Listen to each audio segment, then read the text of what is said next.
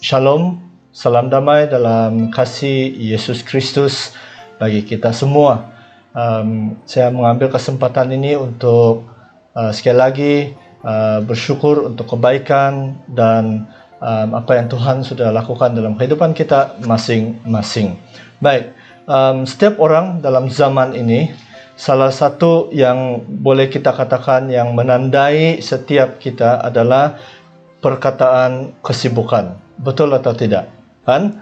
Bapak sibuk dalam pekerjaannya, ibu sibuk dalam mengemas rumah dan memasak, anak-anak sibuk dengan study dan bermain Mobile Legends, PUBG, dan banyak lagi lah kesibukan mereka yang lain kan. Nah, sepertinya kan kesibukan itu dilahirkan.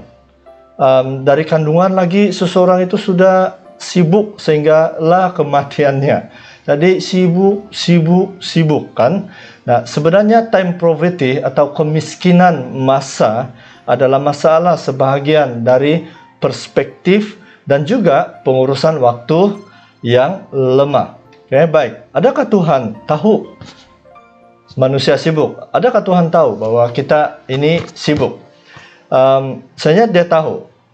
Tetapi kenapa dia tidak tambah jumlah waktu itu? Misalnya tambah 28 hingga 30 jam ke sehari kan? Tapi Allah tahu bahwa 24 jam untuk sehari lebih daripada mencukupi sebetulnya.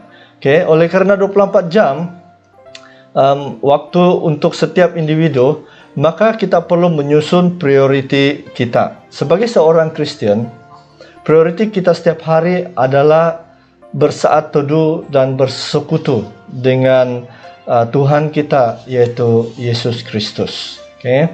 Dan dalam Mazmur 5 ayat 4 mengatakan begini, Tuhan, pada waktu pagi Engkau mendengar seruanku.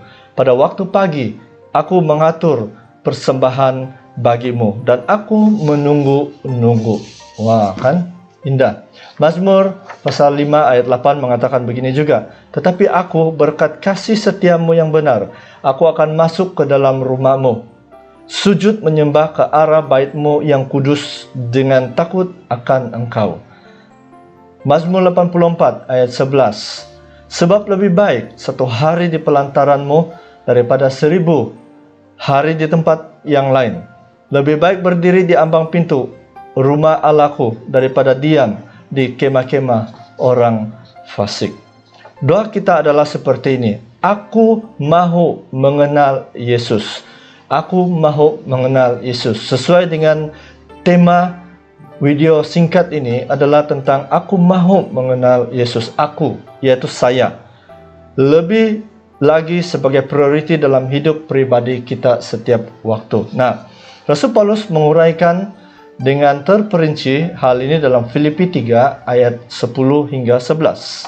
Kamu boleh lihat dalam screen ini, dan dia katakan begini, yang ku kehendaki ialah mengenal dia dan kuasa kebangkitannya dan persekutuan dalam penderitaannya, di mana aku menjadi serupa dengan dia dalam kematiannya, supaya aku akhirnya beroleh kebangkitan dari antara orang mati.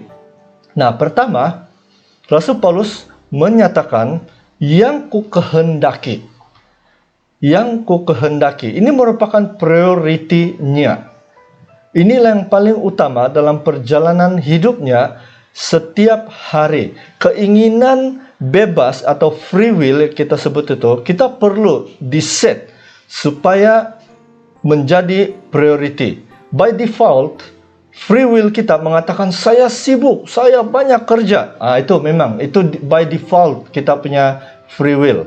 Tetapi bagi Rasul Paulus, dia tinggalkan apa yang menghalang dia. Dia tinggalkan apa yang menghalang dia secara pribadi dalam pengenalannya akan Yesus. Nah, kita ada gear yang namanya gear sibuk. Bagaimana mengubah gear itu? Supaya dia tidak berada dalam gear sibuk itu. Kita akan lihat nanti dalam beberapa bahagian ini. Okay?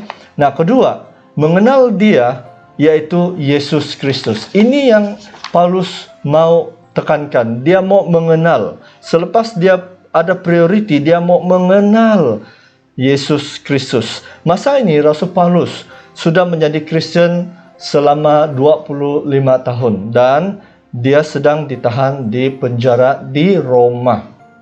Oke. Nah, perkataan mengenal dalam bahasa Yunani adalah ginosko. Oke, ginosko, to learn, to know, come to know, dan to become known. Jadi ini suatu yang kita belajar, suatu yang baru, oke? Untuk belajar mengetahui dan juga diketahui dengan pengalaman sendiri, pengalaman pribadi. Perkataan mengenal bermaksud mengenal berdasarkan pengalaman pribadi kita. Pengalaman pribadi kita. Tidak cukup mengenal Yesus Kristus secara akademik atau intelek saja, tetapi seluruh hidup kita perlu mengenal siapa Yesus itu. Pengenalan mestilah berdasarkan pengalaman pribadi kita dalam persekutuan dengan Yesus Kristus. Pengalaman ini wujud terutamanya dari waktu kita membaca Alkitab setiap hari. Nah, walaupun Rasul Paulus sudah lama mengenal Kristus, tetapi keinginannya selalu baru. Bukankah itu keinginan kita? Walaupun kita sudah lama jadi Kristen, keinginan kita seperti Rasul Paulus. Dia selalu mau mengenal Yesus, mau mengenal sehingga dia dikenal oleh Kristus. Itu perkataan mengenal di sini. Dalam pengenalan dengan Kristus dan dalam keintiman iman pribadi, membawa keyakinan dalam kebangkitan. Kita yakin bahwa akan dibangkitkan dan komitmen untuk menolak keinginan kita, menerima keinginan daripada Tuhan, kehendak Tuhan, dan kita ada kekuatan, ada komitmen untuk menolak dosa-dosa. Nah, kesimpulannya di sini begini.